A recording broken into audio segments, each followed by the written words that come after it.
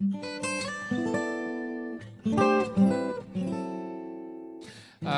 presbitério traz aí como tema palestras calvinistas sobre vários assuntos de interesse para a vida da igreja. E um tema que foi sugerido para mim é sobre a evangelização. E qual é a perspectiva calvinista da evangelização? Então, esse é o nosso tema. Michael Green, na sua obra Evangelização na Igreja Primitiva, ele tem um ponto em que ele diz o seguinte: nem todo teólogo gosta de evangelização. E nem todo evangelista gosta de teologia. E aí ele diz que isso é contraproducente para a vida da igreja. E segundo ele, nós concordamos, é que todo teólogo deveria ser apaixonado pela evangelização. E todo evangelista ardoroso, ele deveria ser apaixonado pela teologia. Porque são duas coisas que precisam caminhar juntas. Um bom teólogo, ele vai ser um bom evangelista. E um bom evangelista, ele reflete a sua boa teologia. Então, daí o tema, ele é importante para nós hoje, falar sobre os pressupostos da evangelização. Começamos, então, só dando uma breve definição do que nós podemos entender por pressupostos. E aí eu cito Francis Schaeffer, quando ele diz o seguinte: por pressupostos, entendemos a estrutura básica de como a pessoa encara a vida, a sua cosmovisão básica, o filtro através do qual ela enxerga o mundo. Os pressupostos apoiam-se naquilo que a pessoa considera verdade acerca do que existe. Os pressupostos das pessoas funcionam como um filtro pelo qual passa tudo o que elas lançam ao mundo exterior. Os seus pressupostos fornecem ainda a base para seus valores e, em consequência disso, a base para as suas decisões. Então, por isso tem um desenho ali de um óculos, porque os pressupostos são os óculos pelos quais nós estamos lendo o mundo. Então, os pressupostos na área da evangelização são os nossos óculos da maneira como nós estamos entendendo a nossa tarefa evangelística. É óbvio que os nossos pressupostos teológicos, eles são calvinistas. Partimos, então, desse alicerce, ou desse filtro, desses pressupostos, e a nossa prática evangelística, ela tem que ser, de alguma maneira, uma resposta aos nossos pressupostos. Então, nós partimos da nossa teologia, temos que ter isso bem claro e bem solidificado, para que a nossa prática na evangelização reflita, então, a nossa teologia. Se a gente tiver uma má teologia, a nossa evangelização ela será deficiente. Então, vamos ver quais são esses pressupostos. Mas antes, veja, a necessidade de a gente entender os pressupostos. Porque esses pressupostos, eles não estão isolados. Nós vamos falar de uns 8 pressupostos. Eles não estão isolados. É como uma engrenagem que um pressuposto alimenta o outro. E assim a máquina consegue funcionar. Se eu descrer em um desses pressupostos, todo o mecanismo ele fica comprometido. Então, ou eu aceito todos esses pressupostos, ou eu não aceito nenhum. Não tem como aceitar um e não aceitar o outro. É uma engrenagem perfeita que está em funcionamento. Então, eu preciso entender que há necessidade de eu aceitar esses pressupostos e trabalhar a minha prática evangelística em cima desses pressupostos. Eu peguei apenas 3 ali: pecado, Espírito Santo e salvação. Uma vez que eu nego um deles, eu comprometo o funcionamento da máquina. Bom, vamos ver então quais são esses pressupostos. Primeiro, a universalidade do pecado. Não há como nós evangelizarmos se nós negarmos a universalidade do pecado. 1 Coríntios 2,14, o apóstolo Paulo ele diz assim: o homem natural, ele não aceita as coisas do Espírito de Deus, porque as coisas do Espírito de Deus, elas se discernem espiritualmente. E o homem natural, ou seja, o homem não convertido, o homem ainda no seu estado natural, ele não pode entender. Ele não pode entender. E ele não pode entender por quê? Porque ele foi afetado pelo pecado. O pecado, ele é universal, a universalidade do pecado. Romanos 3, versos 10 e 11. Alguns textos eu transcrevi, outros não, vou só fazer menção deles. Não há justo, nem sequer um. Não há quem entenda, não há quem busque a Deus, todos se extraviaram, a uma se fizeram inúteis, não há quem faça o bem, não há nem sequer um. Então, note que Paulo declara que o pecado ele atingiu a toda a raça humana. Então, esse pressuposto da universalidade do pecado, como os demais, independe de raça, independe de nacionalidade, independe de credos, independe de distância, independe de qualquer coisa, ele é universal. A realidade do pecado independe, inclusive, de nível social. É no mundo inteiro. Essa realidade não é uma realidade para o Brasil. Nós não declaramos esse pressuposto no Brasil. E se a gente for para a China, vamos ter que mudar isso. Não. Nós não mudamos isso, porque isso é universal. O pecado, a questão do pecado e o quanto o pecado atingiu o homem, isso é universal. E aí nós podemos entender que o pecado, ele atingiu todos os homens e atingiu o homem todo. Atingiu todos porque não há um justo sequer. Mas atingiu o homem todo. Não existe no ser humano uma parte sadia. O pecado, ele estragou o homem como um todo. E ninguém pode compreender a verdade de Deus quando essa verdade é pregada, a menos que, e a gente vai ver isso daqui a pouco, um outro pressuposto que nós temos é a ação graciosa, soberana e irresistível do Espírito Santo. Mas esse é um pressuposto, é o primeiro que nós estamos aqui destacando. Então veja, Martin Lloyd Jones, um escritor reformado calvinista, diz o seguinte: é completamente anti-escriturístico favorecer qualquer tipo de evangelização que negligencie a doutrina sobre o pecado. E é interessante a gente saber e ver que hoje, na nossa sociedade, para nós aqui, bem próximo de nós, no Brasil, a questão do pós-modernismo ou do pluralismo, dessa filosofia pós-moderna, está negando a doutrina do pecado.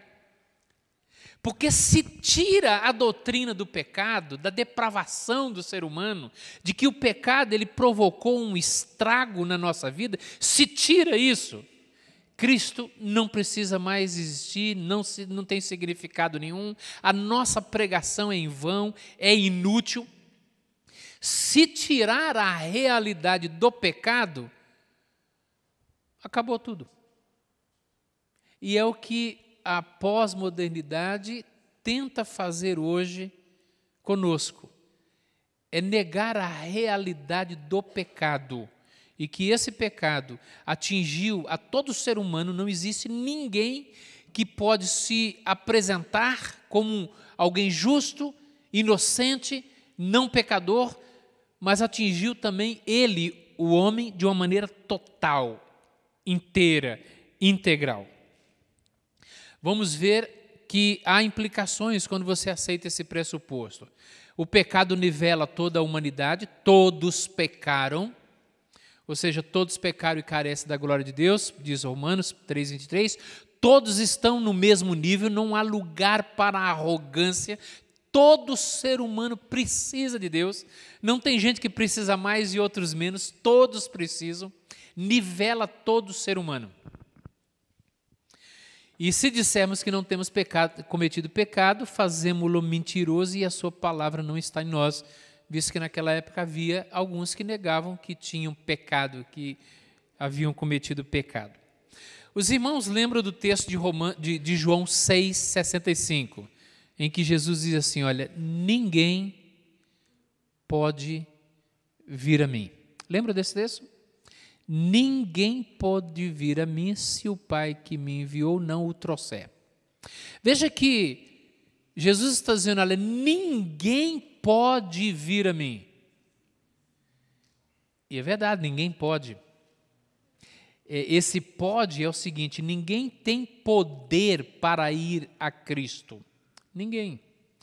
E isso é em razão do pecado. Quando eu aceito esse pressuposto, eu estou simplesmente confirmando, concordando com aquilo que nosso próprio Redentor diz que ninguém pode ir a Ele. Ninguém pode, ninguém tem poder, ninguém tem capacidade.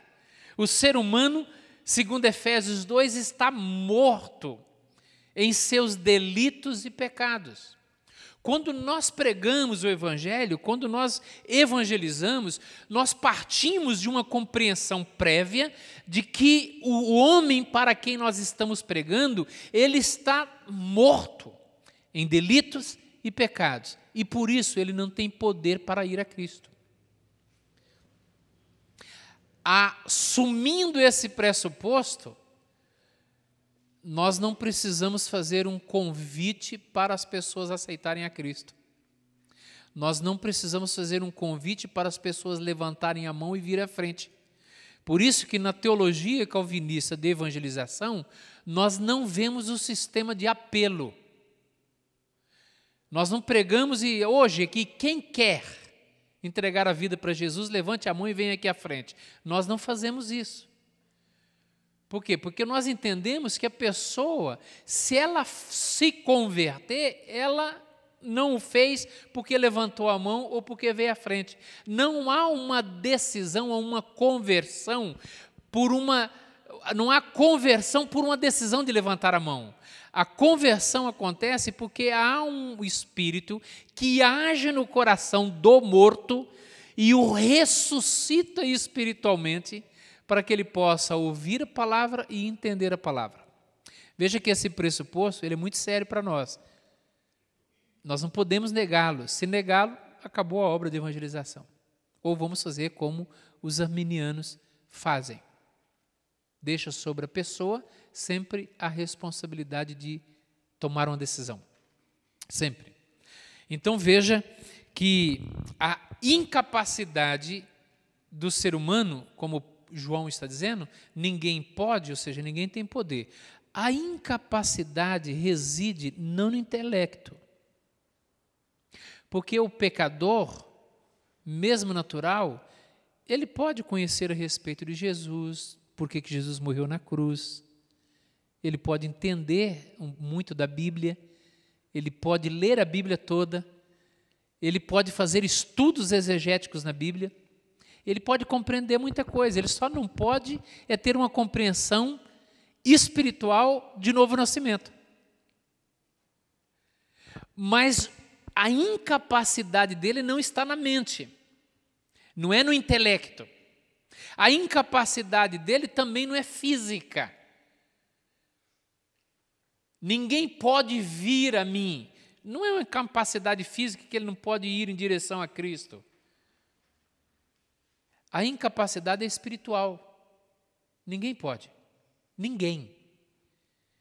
Ninguém está habilitado a ir a Cristo por causa desse pressuposto nosso, a universalidade do pecado, que atingiu a todos os homens e atingiu o homem todo, estragando o homem de tal maneira que não há nada nele que dê condições para que ele vá até o Senhor Jesus Cristo. Então esse é o primeiro pressuposto, irmãos. O segundo pressuposto é a graça soberana de Deus. Aí no final, se tiver alguma pergunta, não tem problema, nós abrimos. Eu vou tentar correr um pouco para dar um espaço, não sei se é possível isso. É, né, Marcos? Pronto, então eu vou falar dos 8, quando terminar o quarto, a gente faz uma pausa para perguntas, tá bom? O segundo pressuposto, a graça soberana de Deus.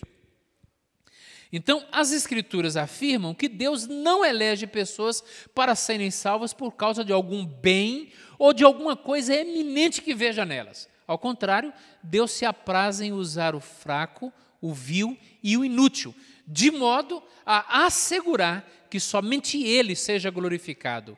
É Deus quem escolhe o homem. E você já sabe disso. Você já ouviu. Se você é presbiteriano, então você já deve ter ouvido isso muitas vezes.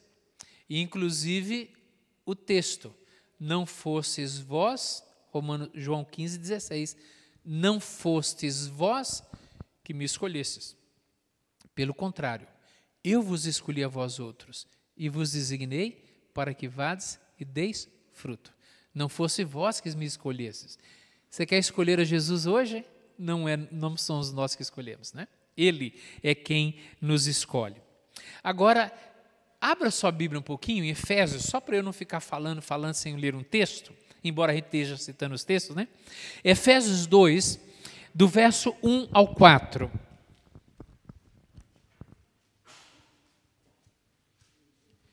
Efésios 2, de 1 a 4. Acompanhem, irmãos, a leitura que eu farei. Efésios 2. Ele vos deu vida, estando vós mortos nos vossos delitos e pecados. Veja aí a universalidade do pecado. A palavra morto é uma palavra bíblica para falar dessa universalidade do pecado e o estrago que o pecado fez. Matou o homem. O pecado matou. A morte entrou no mundo por causa do pecado. Estávamos mortos nos delitos e pecados, nos quais andastes outrora, segundo o curso desse mundo, segundo o príncipe da potestade do ar, do espírito que agora atua nos filhos da desobediência, entre os quais também todos nós andamos outrora, segundo as inclinações da nossa carne, fazendo a vontade da carne e dos pensamentos, e éramos por natureza filhos da ira, como também os demais. Então veja que Paulo diz 3 coisas aqui a respeito do homem. O homem está morto, o homem está escravizado e o homem está condenado. 3 realidades do homem sem Cristo. Morto, escravizado porque faz aquilo que a carne manda e também está condenado porque, por natureza, é um filho da ira, está condenado.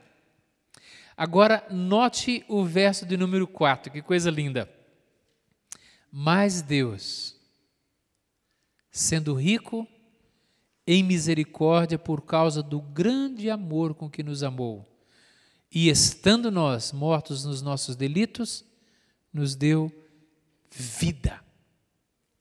Ele vem falando do estado em que o homem está, é a universalidade do pecado, é a depravação, é o estado de morte, ele não está em condições, incapacitado de ir a Cristo, mas Deus, muda tudo.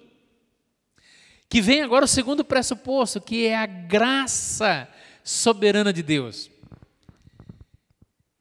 Se o homem é salvo, ele é salvo porque eu tenho um Deus gracioso, soberanamente gracioso, por trás da sua salvação. Nós estávamos mortos e fazíamos o que a carne mandava. Éramos por natureza filhos da ira, mas Deus, por causa do grande amor com que nos amou, e estando nós mortos, nos deu vida. Olha só que coisa impressionante. Ele primeiro fala da morte, do estado de incapacidade de o homem responder ao Evangelho, e depois ele fala, Deus deu vida a quem estava morto. Ele não está falando de uma morte física, ele está falando de uma morte espiritual. O homem está morto, ele pode estar vivo, ele anda, fala, conversa, estuda, pode ser inteligente, pode ser bonito, pode morar aqui, pode morar no Japão, em qualquer parte do mundo. Mas se ele não tem Cristo, ele está morto. E ele não vai conseguir responder ao apelo do Evangelho no seu estado de morte. Para que ele faça uma resposta, para que ele dê uma resposta, algo precisa acontecer na vida dele. E o que precisa acontecer é que esse Deus, que é rico em misericórdia, ele dá vida, soberanamente dá vida. Não dependeu do morto, porque nunca depende. O morto, ele não pode dizer, ei, eu quero viver. O morto não tem fala, o morto não tem iniciativa, o morto não ouve, o morto não fala, não sente. O morto é morto. A expressão morto é para dizer exatamente esse estado de incapacidade, de inabilidade, que é o pressuposto anterior. Mas aí vem a graça soberana, mas Deus deu vida. E quando Deus dá vida, o homem responde. Por que nós pregamos o Evangelho? Já que o homem está morto e ele não vai responder, então por que nós pregamos? Nós pregamos porque Deus está ressuscitando os mortos. Soberanamente. E os mortos, ressuscitados, vão ouvir. Nós pregamos para um vale de ossos secos. E nós pregamos a palavra.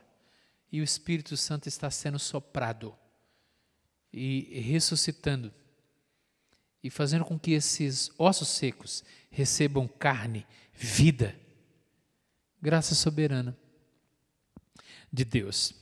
E Paulo em Efésios nos diz isso aqui.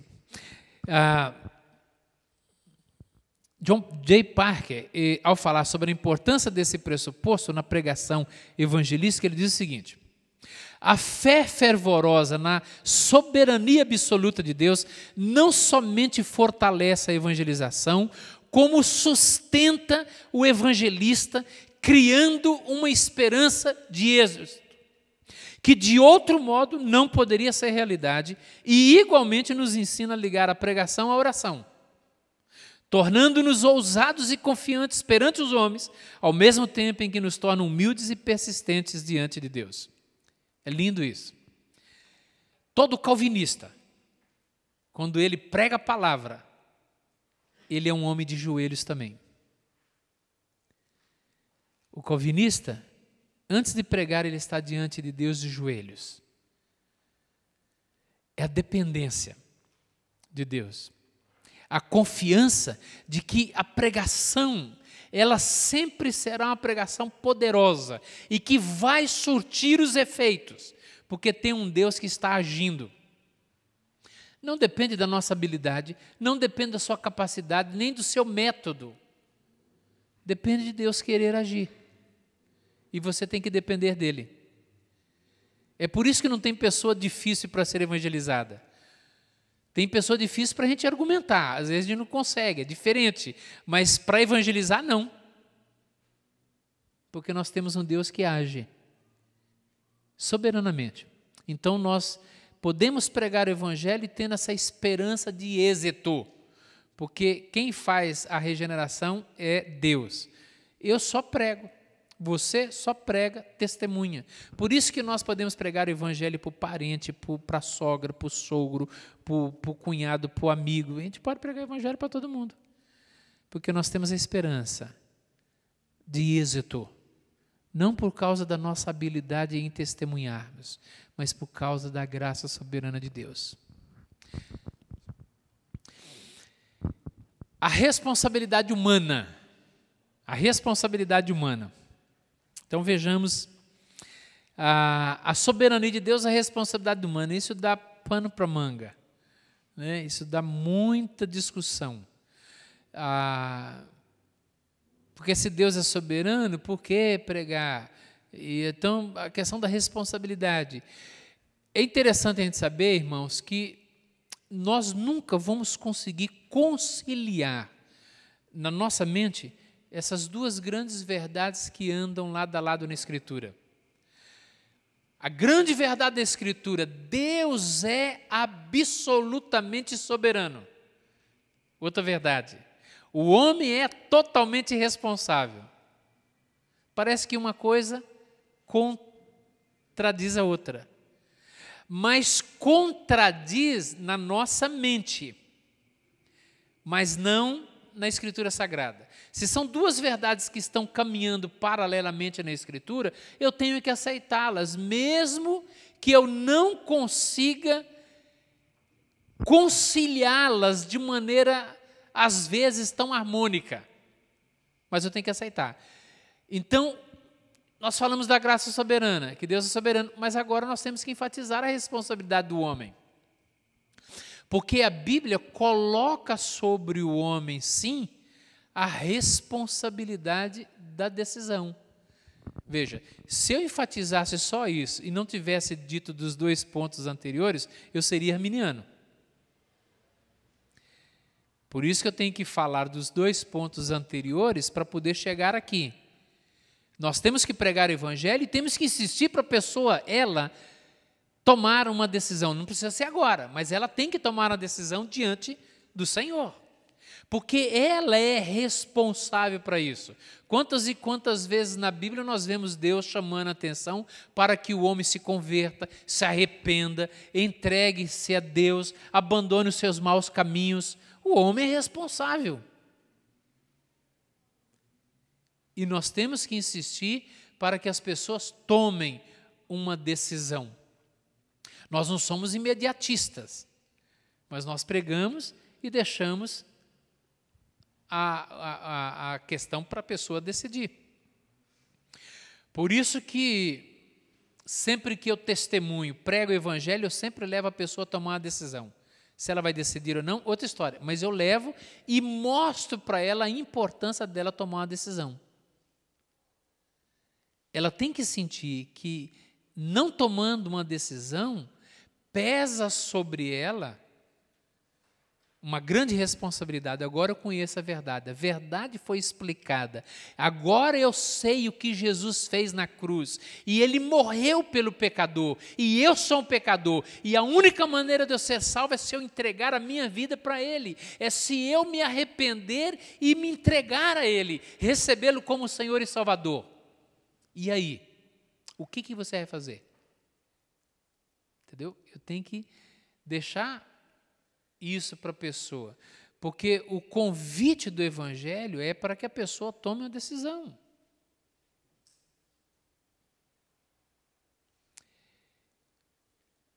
É aquela ilustração do homem que estava atravessando uma linha de trem com um carro. O carro morreu justamente em cima da linha. E ele fica tentando fazer o carro pegar. E não pega. E enquanto ele está tentando fazer o carro pegar, o trem está se aproximando. E agora já apitando. E ele então olha o trem se aproximando e pensa: o que eu faço? Eu continuo tentando fazer o carro pegar? Ou eu saio daqui para salvar a minha vida? Ele não sabe o que vai fazer. E ele fica dentro do carro pensando que decisão ele vai tomar. E ele não tomou a decisão nem de continuar para fazer o carro pegar e nem de sair do carro. Ele está em cima da linha, o trem apitando e se aproximando em alta velocidade. E ele está pensando. O pecador, quando ele não toma uma decisão por Cristo, ele já tomou uma decisão. E ele tem que saber disso. Toda pessoa que não se decide por Jesus já decidiu contra Ele. Ou está com Cristo, ou não está com Cristo. Não tem meio termo. E nós temos que deixar para o pecador essa responsabilidade. Ele tem que sair de cima do muro. E ele tem que decidir. E ele tem que saber que a indecisão é uma decisão. No caso da nossa ilustração, a indecisão é a decisão da morte. O trem continua e a indecisão dele já é uma decisão. Toda pessoa que ouve a pregação do Evangelho e não se rende a Cristo, e não entrega a vida para Jesus, e não quer Jesus, ele está dizendo que ele é contra Jesus. Porque quem não é por mim, é contra mim, diz ele. Então, há responsabilidade. E nós não temos medo, não podemos ter medo de colocar sobre a pessoa a questão de que ela tem que decidir. Isso não é ser arminiano. E embora nós façamos isso, nós cremos que há um Deus gracioso que está agindo. Ou não está agindo porque não quer. Responsabilidade humana. E quarto, e eu faço uma pequena pausa aí para se alguém tiver alguma pergunta. A obra eficaz e suficiente de Jesus. A obra eficaz e suficiente de Cristo. Quando Cristo deu a sua vida na cruz do Calvário, deu-a por suas ovelhas, os eleitos. Não são todos os homens que estão incluídos na expressão minhas ovelhas. Lembra que ele diz isso lá em João 10. As minhas ovelhas ouvem a minha voz. Elas me ouvem, elas me seguem. Eu as conheço. E eu dou a minha vida pelas minhas ovelhas. Nem todas as pessoas foram incluídas nessa expressão minhas ovelhas. Então você já deve ter ouvido isso, meu irmão, que nós não acreditamos que Cristo morreu na cruz por todas as pessoas indistintamente ou individualmente.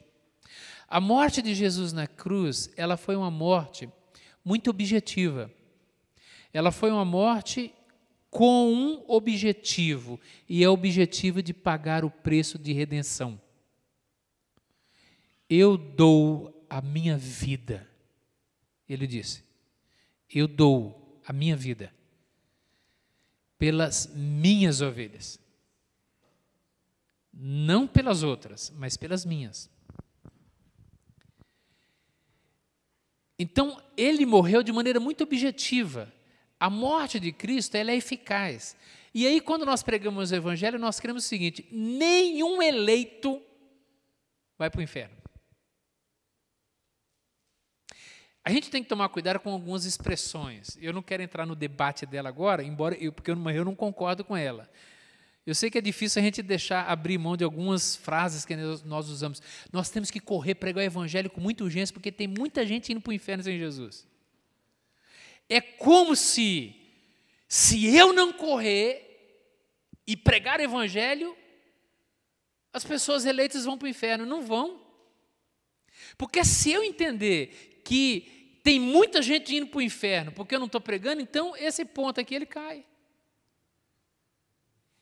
A obra de Jesus, ela foi objetiva. E ela foi para pagar o preço pelos eleitos. Eleito nenhum vai para o inferno. É óbvio, a eleição sozinha não salva. É uma corrente, é uma cadeia, é uma sequência. O eleito ele precisa ouvir, e aí por isso que nós temos que pregar. Mas não significa que eu não tendo ido pregar, que o eleito, puxa vida, ele foi eleito, mas porque eu fui mole, preguiçoso, não preguei, pronto, foi para o inferno. Isso não existe dentro da nossa teologia. Por isso que o senso de urgência, ele é perigoso. O que eu quero entender com o senso de urgência? É perigoso.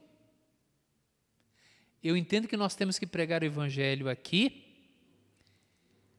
tanto desse lado, como do outro lado da rua, tanto aqui no Brasil, como do outro lado do mundo. E a gente vai ver que esse é um pressuposto.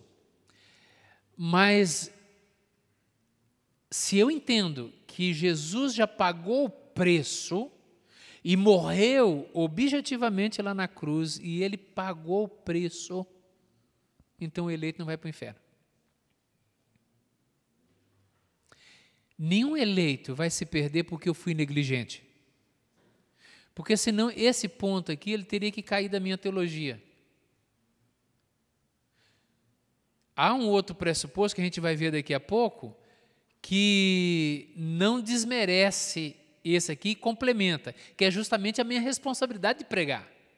Ok?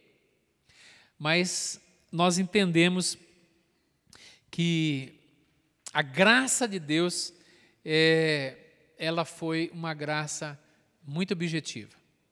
O sacrifício de Cristo ele foi especificamente para morrer por um grupo.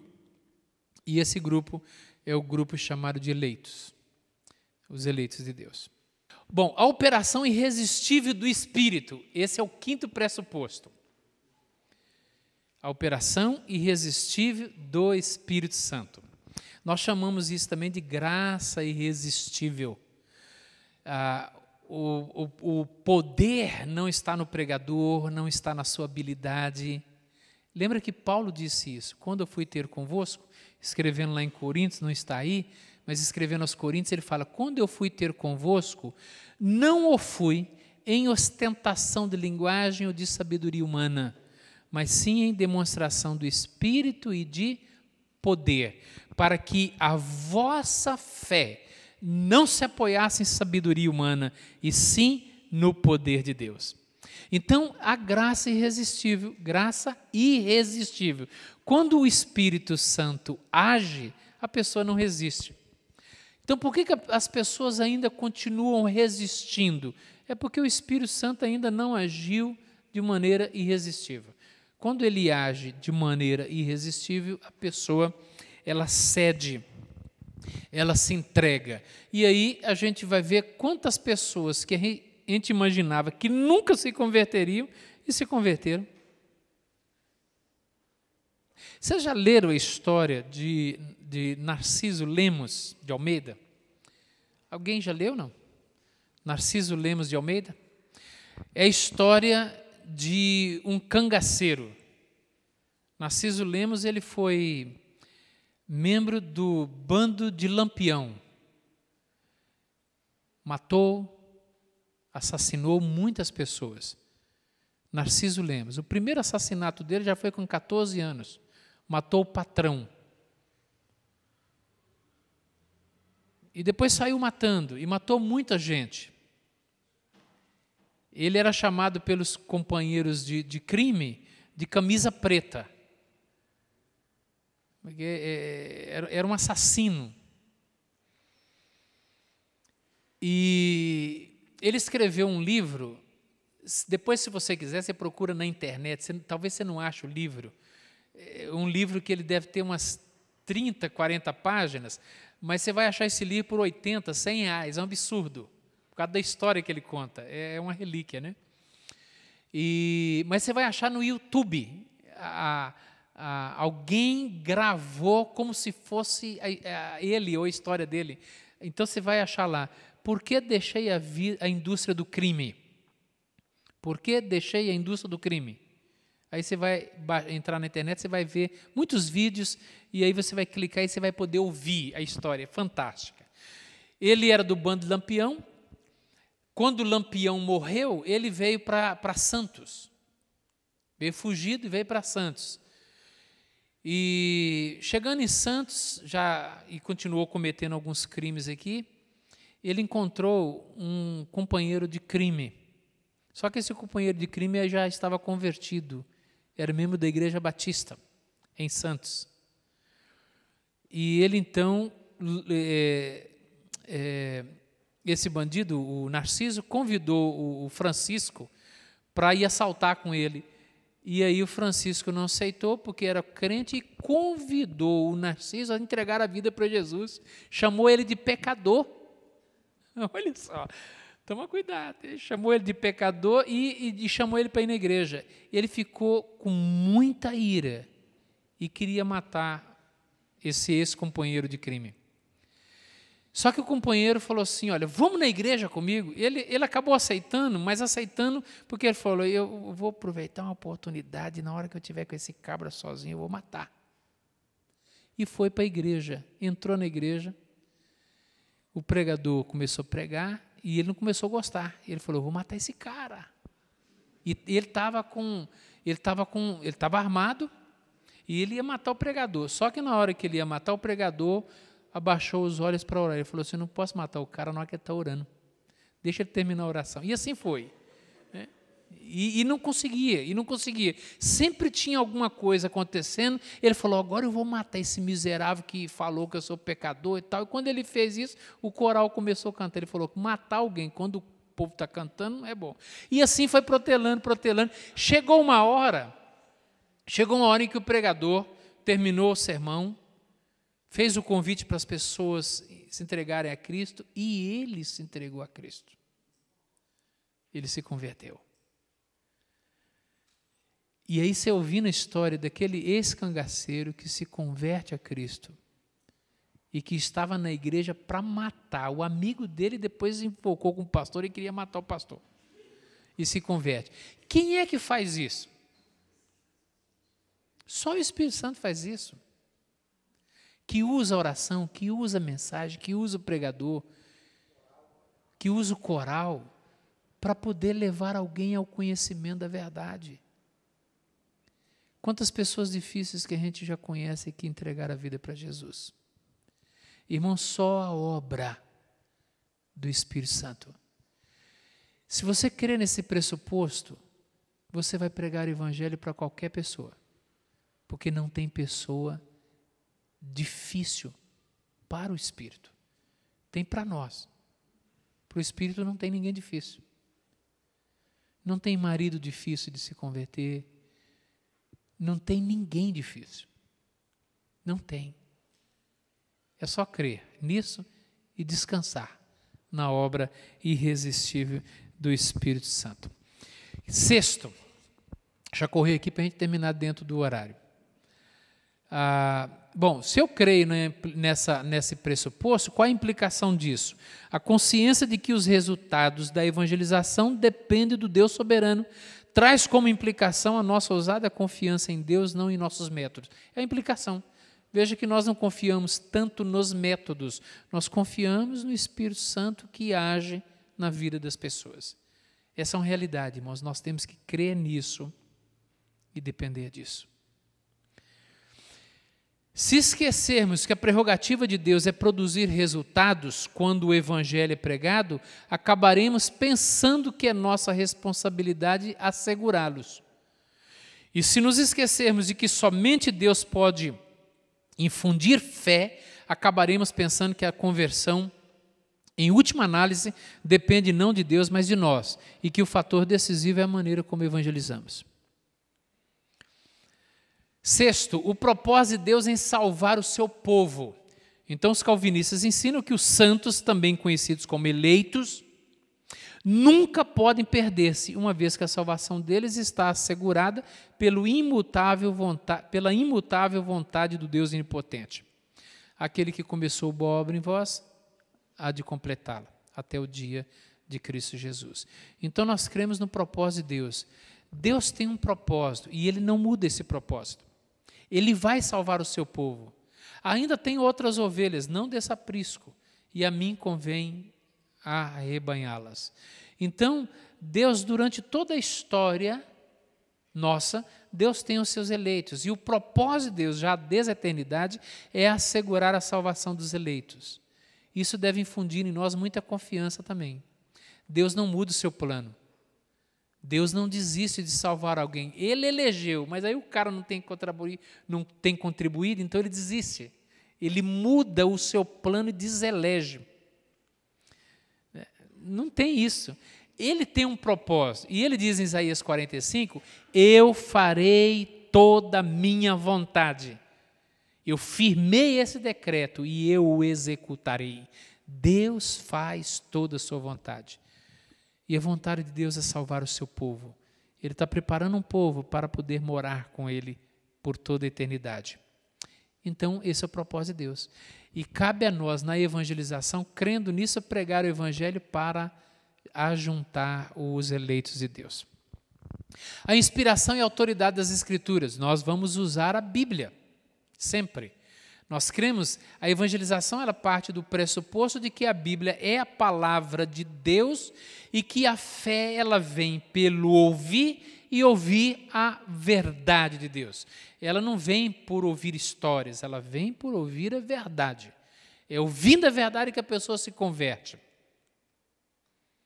A minha esposa é ex-espírita, kardecista. Era, só assusta não, era ex-espírita. E eu a conheci quando ela era espírita, e não era fácil. Ela tem uma Bíblia que ela guarda até hoje, e isso já tem 25 anos, que é a conversão dela.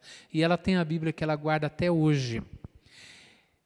Fazia trabalho em cemitério. Fazia, não fazia? Ia no cemitério, você ia levar uns franguinhos, negócio, farofa lá, não ia, não? Não? Ela fazia uns negócios no cemitério, ela era líder na mocidade espírita. Fazia consulta aos mortos. Fazia um monte de coisa, eu vou parar por aqui, fazia um monte de coisa. Você sabe como é que ela se converteu? Lendo a Bíblia. E lendo a Bíblia, os textos que falam contra a consulta aos mortos, não é isso? Ela viu aquilo lá em Eclesiastes e ela creu naquilo. O Espírito Santo levou-a para aquele texto e ela se converteu lendo aquele texto. Não foi os meus argumentos. Aliás, quanto mais eu falava, mais eu piorava. E aí, quando ela ganhou a Bíblia, ela falou, eu vou ler a Bíblia. E os textos foram marcados, ela leu, pronto, entregou a vida para Jesus. Na época que estava acontecendo a novela A Viagem, lembra A Viagem, vocês lembram? A Viagem. Era uma novela com forte teor espírita. Não era nascido. Uma novela com forte conteúdo espírita. Chamei a Já, falei, Já? Hã? Foi na regravação? E eu falei, Já, vamos escrever um folheto falando sobre esse negócio para evangelizar espíritas e alertar as pessoas que estão se deixando levar pela filosofia da novela. Ela falou, vamos. Ela escreveu um folheto. E fizemos o folheto e na capa do folheto estava assim, A Viagem, para o céu ou para o inferno? E ela assina lá embaixo, Jamile Cury Reis, ex-espírita kardecista. Ela escreveu uma mensagem para evangelizar espíritas. Um pai de santo em Osasco. Osasco é muito forte no espiritismo, né? Tem muitos terreiros de Umbanda em Osasco. Tem um templo em Osasco que só o templo tem, eles chamam de igreja também, tinha na época uns 800 membros.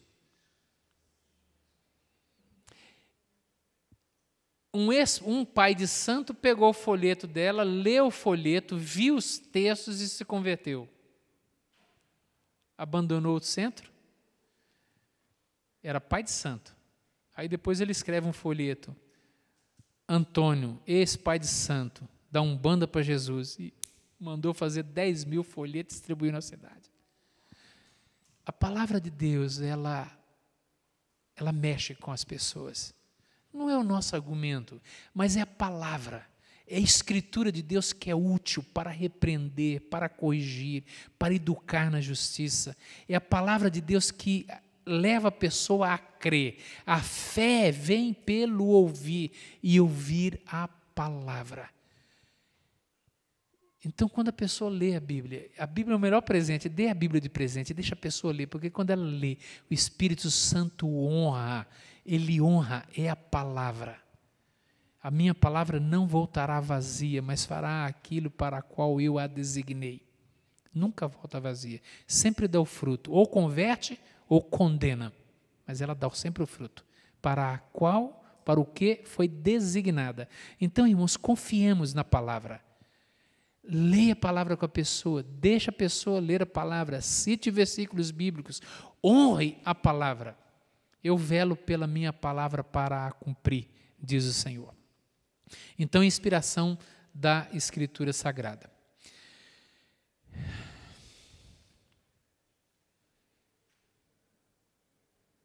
E oitavo e último, né?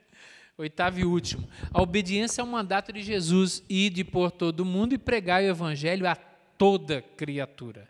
É um mandamento. Interessante, a gente vê tudo isso e aí alguém pode falar, bom, depois de tudo isso que eu vi, então a gente pode ficar mais acomodado, né? Porque não tem nada a ver. Aliás, acabamos falando do pressuposto da palavra e que ela tem que ser pregada. Se eu creio que a palavra de Deus é que vai despertar os corações, então eu tenho que cumprir o meu mandato em obediência ao Senhor. Ide por todo mundo e pregai o evangelho a toda criatura, fazendo discípulos de todas as nações. E esse mandamento não é um mandamento só para os apóstolos, esse mandamento não é um mandamento só para os pastores. Aliás, se você ler o livro de Atos dos Apóstolos, quando a igreja começou a ser perseguida, diz Atos 8 que a igreja ia por toda parte pregando o evangelho, a igreja, e os discípulos, os apóstolos ficaram em Jerusalém. Na realidade, quem ficou em Jerusalém foram os apóstolos, e quem saiu por todo lugar pregando o evangelho eram os crentes. Então era o presidente da SAF, presidente da UPH, presidente da Mocidade, da UPA, chamou todo mundo, foi para a rua pregando evangelho, e o pastor ficou ensinando, educando, treinando, capacitando, mas a igreja que saiu. Hoje parece que a gente inverte, a gente paga o pastor para o pastor evangelizar, discipular, converter, culto evangelista que a gente traz o pessoal, aproveitar a chance, o pastor tem que pregar um bom sermão. Eu trago, o pastor pregou, a pessoa não se converteu, como se a responsabilidade da evangelização da conversão fosse do pastor.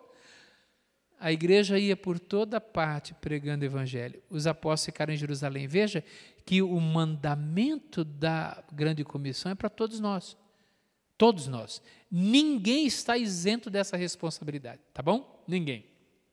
Esse é um pressuposto e é por isso que nós fazemos missões, é por isso que nós investimos em missões, é por isso que nós apoiamos o trabalho missionário em toda parte do mundo. Bom, depois de tudo isso, o que nós devemos fazer? Eu quero dar 2 dicas simples. A primeira que você tem que fazer é o seguinte: orar. Depois de tudo isso, o que a gente tem que fazer? Colocar os joelhos no chão e orar. E na oração nós falamos: Senhor, nós dependemos de Ti. Porque nós cremos que a Tua palavra é eficaz, cremos na obra de Cristo, cremos na palavra, cremos na graça soberana. O ser humano é pecador e nós precisamos do Senhor. É orar pelo marido que não se converteu, orar pela esposa que talvez não tenha convertido, por um filho que está longe, que não se converteu, por um vizinho. Oração. Lá na nossa igreja agora nós estamos com um projeto que é de evangelização de amigos e vizinhos e parentes, enfim. E já há 4 meses que nós estamos falando sobre orar por essas pessoas. Quer ser um bom evangelista, comece a orar. Põe os joelhos no chão e fala: Deus, usa a minha vida para salvar alguém. Senhor, usa a minha vida e me dá intrepidez. Senhor, usa a minha vida e me dê coragem para evangelizar. Senhor, não deixe que os meus lábios fiquem cerrados. Me dê intrepidez para falar da Tua palavra na oração. Experimente orar e falar isso com Deus. Dificilmente você não vai começar a evangelizar, mas ore. Aliás, os discípulos fizeram isso, né? Senhor, concede aos Teus servos que anunciem com toda intrepidez a Tua palavra. Eles oraram. E a segunda dica é: desenvolvam a prática evangelística natural. Como é que você pode fazer isso? Desenvolva amizades sinceras, descubra as necessidades reais das pessoas,